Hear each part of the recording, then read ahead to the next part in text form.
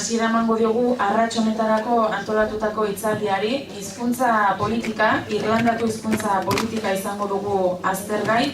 Gure artean Irlandako hainbat irrati ditugu egun hauetan, eta beraz gaur Dublinen kokatua dagoen Nier FM da hoietako bat, bertako kidea da Ciaran Murray, hemen ere eskubitan dagoena, eta Fergus Ó berriz Failte irratiko kidea da Belfastekoa, hain zuzen ere.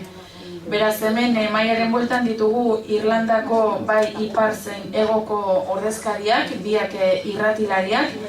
Failte irratian Belfasten gaelikoz egiten dute nagusiki eta baita beste hizkuntzatan ere, eta Nier FM-en aldiz hizkuntza asko jorratzen dituzte, migrazio hizkuntza asko.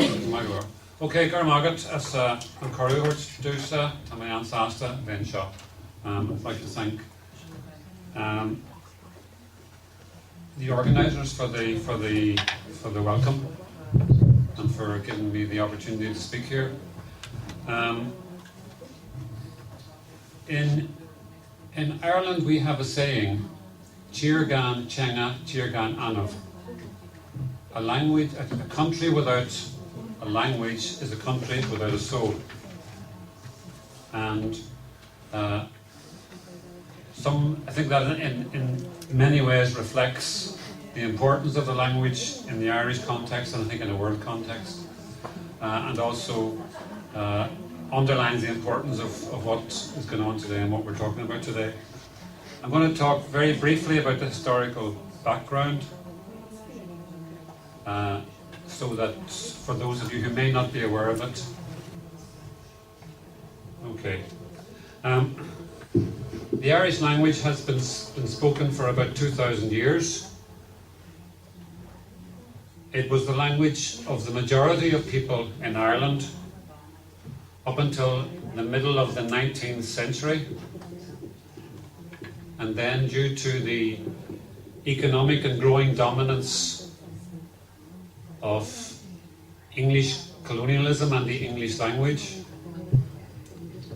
and a major famine which happened in the 1840s, which wiped out a lot of native Irish speakers, the Irish language went into a decline up until the end of the 19th century. At the end of the 19th century, an Irish language revival movement began, and it has continued and is continuing until today. In the 1920s, the south of Ireland achieved political independence, and the north of Ireland remained under British domination. The result of that, with regards to the Irish language, was that in the south of Ireland, the Irish language began to get some support from the new native government. But in the north of Ireland, the new government remained hostile to the language up until very recently. That was the situation in the north of Ireland.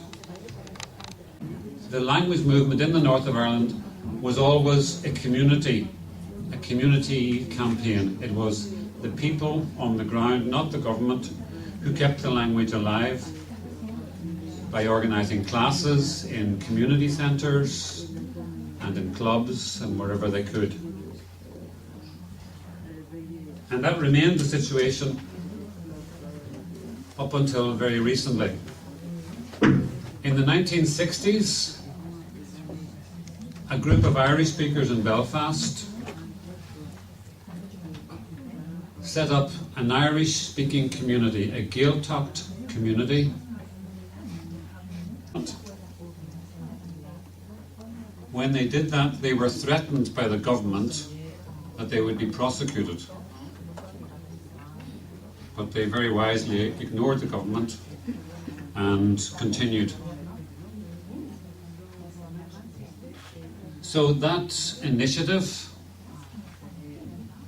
combined with a serious political upsurge, which some of you may have been aware of for 30 years, helped to lead to a revival of the Irish language, or a revival of interest in the Irish language, have asked that we be allowed to broadcast over a wider range.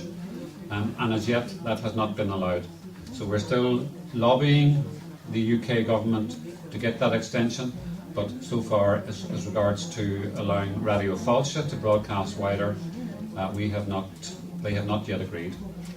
So that's the situation in the north of Ireland, and I think Ciaran now will tell us what the situation in the south of Ireland is. Kaisho. Gramaigov, it's just on road about and show you. Thanks very much to the authorities for the opportunity to speak. Media Esker.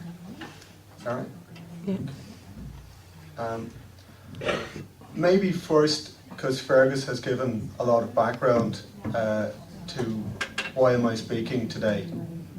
I'm not a native speaker, but Irish is the language that I speak at home. It's the first language that we use with our children, and we're bringing our children up in Irish. It's a political decision. I have been secretary of the local Irish-speaking school for 5 years, and I've been vice president of a national organisation for people who speak Irish at home, but outside of the Irish-speaking areas.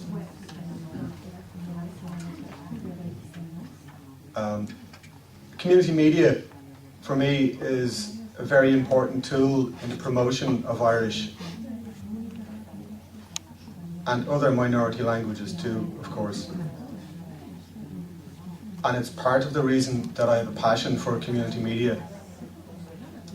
I'm the coordinator for the Near Media Co-op, and we do radio and television and a lot of technology. I'm the chairperson of Dublin Community Television, and I'm the president of the Community Media Forum of Europe. That's probably too many hats. I don't know how that sounds translated. I won't give too much background to the development of Irish language since the foundation of the Irish Republic in 1920, because Fergus has given already a lot of the history. I think they were well-meaning attempts by the early governments to nurture and develop the language, but they, for the most part, weren't very successful. Galdera sorta bat prestatu daukagu maitik, eta pare bat botako ditut, eta ondoren zuei pasako dizuegu hitzaren nahi izan ezkero zuzenean galdetzeko. Beraz, biek aipatu dituzte hainbat saiakera egin direla handik eta hemendik gaelikoaren berreskurapenerako, eta aipatu dute ere anitzek porrot egin dutela, hautsi egin dutela. Ikusi behar da ere, beraz, legediaren aintzinean, iparraldean zein hegoaldean egoera ezberdina dela, eta instituzio eta elkarteen saiakerak aipatu dituztenez, Euskal Herrira etorriz eta konparaketa bat egitearren, hemen askok esaten dute hizkuntzak ezberdintzen gaituela besteekiko, ez? Gure kasuan izan daitekena erdararekiko. Eta askok ere gure identitatearekin eta lurraldetasunarekin ere identifikatzen dute hizkuntzaren garrantzia. Hau da, euskarak euskaldunon parte, euskal identitatearen parte egiten du askorentzat, eta ea Irlandan ere hala den kasua.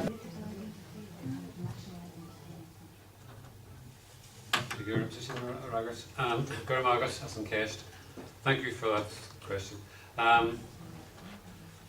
Just before I come to the second part of the point that you made, you mentioned the number of attempts that have been made to revive the Irish language over the years. I think it's worth saying that I mentioned that in 1971 the first Irish language school was started in Belfast, and since that time the number of Irish language schools in the north has increased to the point where there are now 35 primary schools, 46 nursery schools, and 4 secondary schools, or 4 schools teaching at secondary level, which means there's currently about 5,000 young people learning the Irish language totally in their schools. They're learning it through the Irish language medium Irish language medium schools, and that has led to the greatest revival of the Irish language in a long time. And the situation, I'm sure Ciaran will agree, is the same in the south, where the Irish, where in both parts of Ireland, the language was decreasing and was moving to rural areas, and there was almost been mostly concentrated in small rural areas in the west. Now, due to the upsurge of Irish language schools, both north and south, there are a whole generation of young people who are coming up fluent in the language, with a love of the language, and in many cases with a campaigning zeal for the language. And that is adding a lot of energy into the Irish language movement. So I think when we talk about attempts in the past to revive the language, which have had success to a degree, I think we're now in a situation where the success rate has changed significantly, and hopefully it will continue in that regard. With regard to the issue of identity, I think the experience in the north, particularly, as it'll be interesting to hear Ciaran's view of the south, because in the north of Ireland, those who have seen themselves as Irish have had very little recognition of that at the state, have had no recognition of that at the state. For those of you who have heard about the struggle in the north of Ireland, or in Northern Ireland, you may have heard from the media that there's a religious war going on in Ireland, and that Catholics are fighting with Protestants, and that the British, being very good people, are in the middle trying to keep us all quiet and trying to make us stop fighting.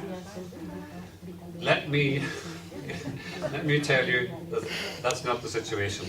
The situation is that there are those people who see themselves as Irish and want Irish people to rule Ireland, and there are those people who, for historical reasons, because they were brought from Britain some centuries ago, have an allegiance to the British, and they want Britain to remain in the north of Ireland. And that's what the struggle has been about. And just by accident of history, the majority of those who see themselves as wanting to stay British happen to be of one religion, and the majority of those who see themselves as Irish happen to be of the other religion. But the religion is totally secondary, non-consequential. It is not in any way a religious struggle. I thought maybe I might have to explain that. That means that those of us who see ourselves as Irish have had no official recognition in the Irish state of our Irishness. We have no Irish flag. You may have heard recently there's been a big riots in Belfast over flags, because the British flag was I'm digressing, I know, but I'm trying to explain the situation of identity. Identity is a complex issue. The British flag was taken down some days in the year. Prior to that, it's been flown every day of the year. And now there's big protests because it's only flown on certain days. The Irish flag has never flown in the north of Ireland officially. It's not flown on any government buildings. So there is no recognition. That's only one example, but there's no recognition within the north of Ireland of an Irish identity. There's no way that identity is given status and is allowed to exist at an official level. For that reason, those of us who see ourselves as Irish have had to reflect our identity in many ways. through using Irish sports, Irish music, Irish culture, and the Irish language. So that's a very long answer to say to you, yes, in the north of Ireland certainly, the Irish language is quite central to a sense of Irish identity. And that would be even among those who don't speak Irish. And people who don't speak Irish in the north are still sympathetic to the Irish language and support movements for it for the most part.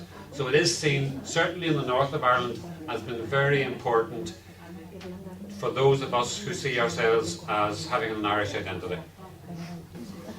Yes, of course the language is a very important part of what makes us Irish, but that doesn't always mean that people will feel that they have to be able to speak Irish.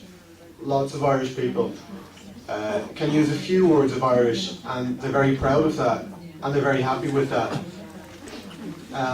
So the question of identity is not like in the north, because it's very easy to have a sense of Irishness and an Irish identity in the south. It's not something we struggle with, it's something we take for granted, and that can lead to us being complacent about the language. And I suppose in the world we live in, immigration is a big question, and I'm sure if we asked lots of people who emigrated to live who came to live in Ireland in the last 15-20 years, what their sense of Irishness is and how important the music, the dancing, the sports and the language are, they would have very interesting answers to give. So I'm not sure if that answers the question at all. I think the future of the language is the children. So how do you reach out to the children in this language? Yeah, I think we work very hard with the schools, where Irish is the only language at school. But we also work with the other schools as well. It's not easy because teenagers inevitably like a lot of pop music and they like the most recent Hollywood films, and a lot of the things that they are very much interested in are in English, and using Irish to speak about things in English is not always that straightforward. So it can be a struggle to get teenagers and I suppose pre-teens to use Irish often outside of the school and outside of the home to find the opportunities where Irish is relevant can be difficult. Fergus? Well, it's the same thing. I mean, I agree. It is very important that young people are involved, and that's why the Irish Language Schools movement is so important. I was involved. I was a teacher in a previous life, but I've survived. I'm okay, mostly. But in that situation, you saw the importance, or you were very aware of the importance of, while you were teaching the language to the young people, that you made them want to enjoy it, and you wanted to make them make it, this awful word in English, cool. So we used to get them to do rap in Irish and all sorts of whatever was modern and trendy. We tried to do that with them, and I suppose it's a continuing of that sort of thing with the radio, where young people we have now a number of students who are just attending college and so on. We do courses. Training courses to allow people of whatever age, but a lot of young people come into these courses from the local colleges and so on, to learn, to train to do shows on the radio and present themselves and so on. So a lot of young people come in and do that, and then they play their music, and that attracts other young people. The problem is, I suppose, that because we're the only Irish language station, we have to appeal to everyone. We're not youth directed, we're not directed at old people, we're not directed at any particular age group, we're directed to Irish speakers. And so, just last week, someone was complaining to me, one of our older listeners was complaining about all the pop music. So, and then some of the young ones would be complaining about all the older people. Well, the young ones don't complain actually. Yeah, they listen or don't listen. But so you have to get a balance. But we're very much aware of getting young people, and there's a lot of young people coming through the radio, and keeping that involvement is very important. So I don't know if that answers your question, but we do it in whatever way we can.